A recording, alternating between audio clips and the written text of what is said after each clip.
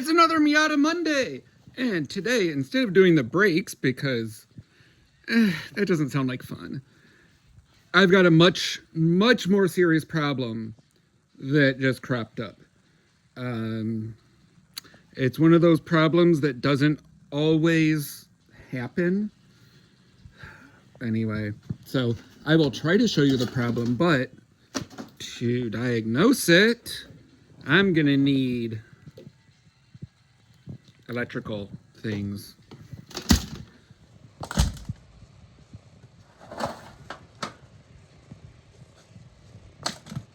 And also Phillips head screwdriver. Phillips. Wrong size. Ooh, good one. Good one.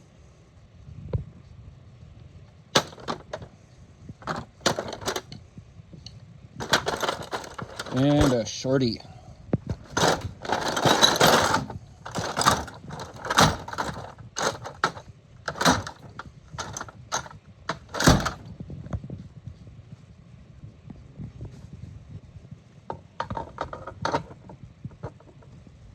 Okay, there's a couple things.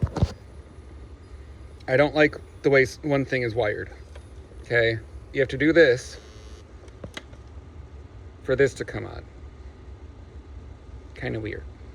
It also means that this loses all power when you are out of the car and have that off and the key out. And so it loses its memory. Like, I can't really use the Bluetooth because I'd have to set my phone to the Bluetooth each and every time. That's annoying. Okay. The other is, and of course it's not going to do it right now. Driving down the road, hit a little bump, take a turn just right, it shuts off. Hit another bump, it comes back on, maybe. See, the radio music, more important than brakes. I can stop anytime, whatever. Ugh. So, I need to take this center console out so I can take the tombstone out, pull the radio out, and look at the wiring back there. Hopefully it's wiring in here and not the wiring in here, because the wiring between the two,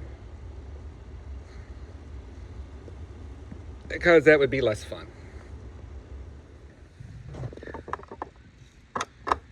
Screwdriver. I wonder if I can. Oh, I don't have better screws right now.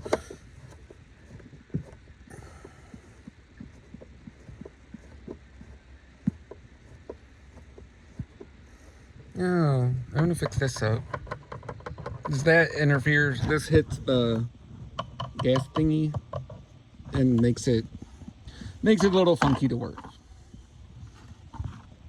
Why did someone use such damn long screws? Jeez, oh Pete's.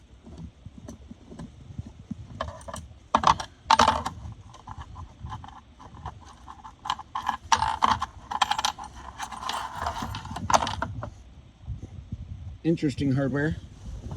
Okay, there's a screw here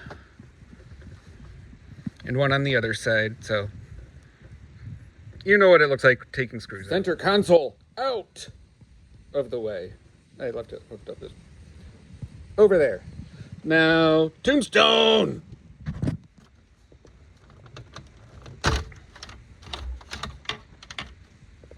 Now I have to get to back there. Okay. Well, see one thing that I don't like, and that's these little guys. Those things suck. Okay, they're not good connections. Okay, they're quick, they're easy, but they're not good. I wonder what that goes to. Anyway, pulled the screws out. Let's see what's back here. Oh, more of these. Okay, so I am going to Oh, fun.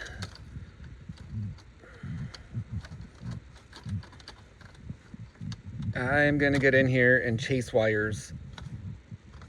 And, you know, get in there with the light. And grab my test lights if I need to. But I will be doing that. Good thing I have a manual so I can see what the wiring scenario is here. Because I want to change the wiring so that I don't, yeah. I need to make this better. Alright, so messing around with these wires back in here. If I jiggle wires, it does the thing. Not that one. That one.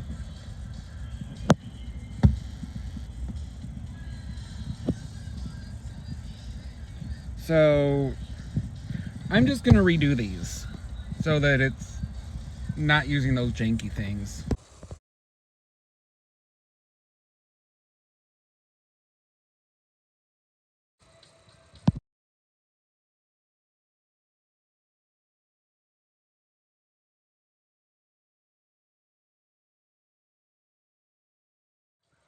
Okay, so this isn't the prettiest. Okay, this isn't the prettiest, but it works. And I'm gonna wrap it with electrical tape like I did the others. It's these, you know, these little heat shrink connectors. But I had to cut the insulation off most of it to get, I just got no room in here. So I'm gonna finish this up. It's been a few days and it worked. The fix worked. This does not shut on and off. And it does not turn off by the that switch. See, I turn off. Ooh, it stays on. Yay! Which means it turns off by the key instead of that, and it keeps its memory, I think. It turns on when I turn the car on, like, you know, it should. So, very happy. Oh, and I switched these around because I wanted the boost over here. And when I did that, there's this little, like, you know, vacuum line that goes to the back of the boost cage so it can, you know, tell you the boost.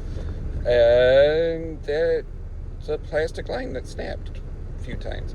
Fortunately, whoever installed it left enough slack. I was able to pull slack and fiddle and get it hooked back up, even though I broke the line multiple times. Awesome. If you like content like this, like, comment, subscribe, and follow me for more Miata Mondays.